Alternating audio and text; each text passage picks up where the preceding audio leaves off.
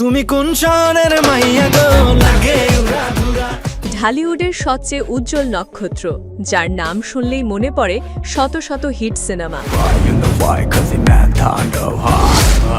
কোটি ভক্তের ভালোবাসা আর এক বিশাল পথ চলার গল্প। তিনি শাকিব খান।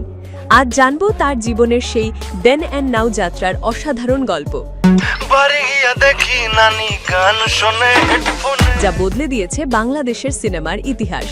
2012 সালের কথা, শাকিব খানের সিনেমা লাভ আজকাল তখন হল কাঁপাচ্ছে।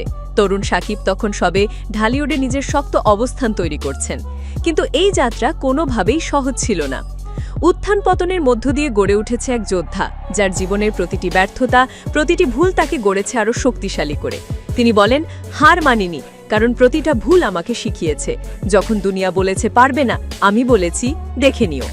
সময়ের সাথে বদলে গেছেন শাকিব খান। পর্দায় তার উপস্থাপনায় এসেছে ভিন্নতা, বদলেছে দৃষ্টিভঙ্গি, স্টাইল, এমনকি দর্শকের সাথেও সম্পর্কের ধরন। 2023 সালের প্রিয়তমা শুধু সিনেমা নয়, যেন এক নতুন শাকিব খানের জন্ম। একক হল থেকে শুরু করে সিনেপ্লেক্স, সবখানে সাড়া ফেলেছে এই ছবি।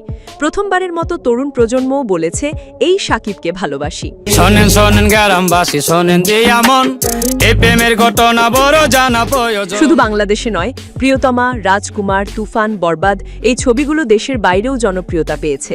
নতুন করে খুলে দিয়েছে বাংলা সিনেমার আন্তর্জাতিক দরজা।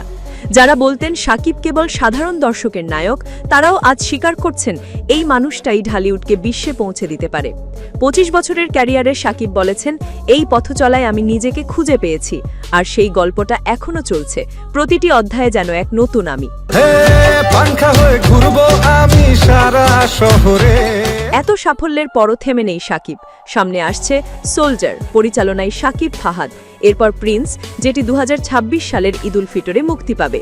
দর্শকের প্রত্যাশা এখন অনেক বেশি, আর শাকিব খানের চোখে সেই আগুন এখনো জ্বলছে। এটাই ছিল ঢালিউড কিং শাকিব খানের দেন অ্যান্ড নাও যাত্রা, যেখানে পরিশ্রম, সাহস আর ভালোবাসায় গড়ে উঠেছে এক কিংবদন্তির গল্প। ভিডিওটি ভালো লাগলে লাইক দিন, শেয়ার করুন আর সাবস্ক্রাইব করুন আমাদের চ্যানেল, এমন আরও বাংলা সিনেমার গল্প পেতে।